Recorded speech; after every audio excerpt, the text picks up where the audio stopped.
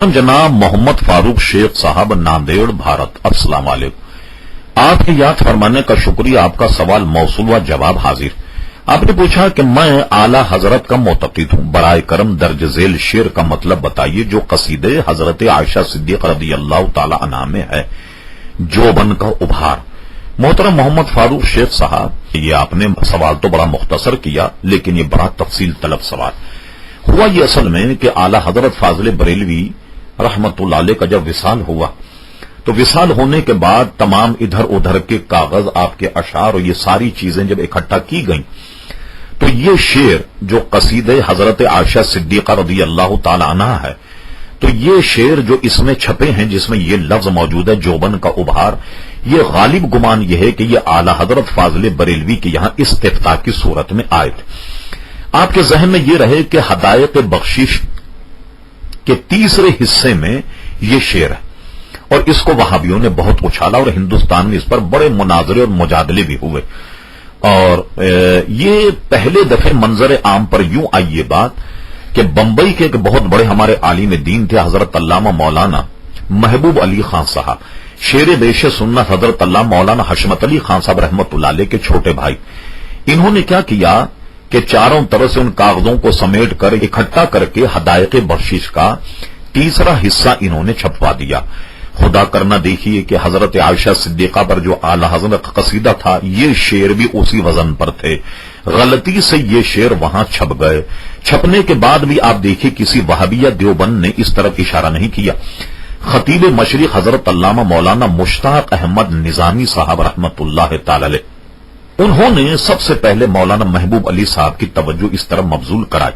मौलाना महबूब अली साहब से सहव ये हुआ कि उन्होंने बगैर तसही के पब्लिशर पर और ताबे पर एतमाद करती हुई किताब छप गई।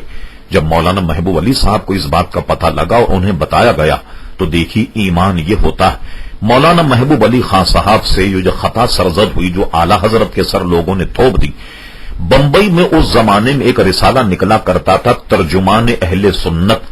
ये अजीब इत्तेफाक है कि उस जमाने का तर्जुमान इस फकीर के पास मौजूद है, जिसने हजरत अल्लामा मौलाना महबूब अली खान साहब रहमतुल्लाह अलैह ने अपना तौबा नामा शाया किया, और उन्होंने एहतियातन तजदीद ईमान की और तजदीद निकाह भी किया। और इसी तरीके से आप तो नांदेड़ के रहने वाले हैं, आप फतावा मजहरिया मंगाइए। मुफ्ती मौलाना मजहरुल्लाह साहब फतेहपुरी मस्जिद के शाही खतीब और इमाम, उनका मजमूए फतावा है। उसमें भी इससे मुतालिक सवाल किया गया कि किसी आदमी से ऐसी गलती सरजद हो जाए और वो आदमी अपनी गलती पर नादिम होकर तजदीद ईमान तजदीद निकाह कर ले, तो क्या अब उस पर कोई वबाल होगा? मौलाना मुफ्ती मजहरुल्लाह साहब ने फतवा दिया कि जब उस आदमी ने तौबा कर ली और ये इस वाक़े से रुजू कर लिया, तो अब उस पर कोई वबाल नहीं। लिहाजा आज तक फिर वो छपने के बाद आज तक हदायत बख्शिश का फिर तीसरा हिस्सा इसलिए नहीं छपा कि बिला वजह आला हजरत फाजिल बरेलवी रहमतुल्लाह अलैह पर यह इल्जाम आ रहा था। तो अब आप गौर फरमाइए, ये आला हजरत के शेर नहीं है।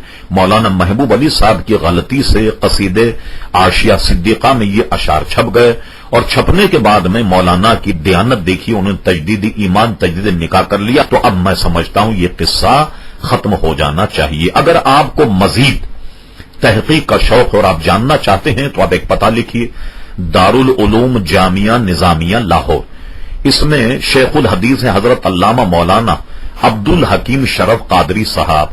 अल्लामा अब्दुल हकीम शरफ कादरी साहब ने सिर्फ इसी कसीदे और इस एतराज के जवाब में एक पूरा रिसाला भी तरतीब दिया है। आप चाहें तो वहां से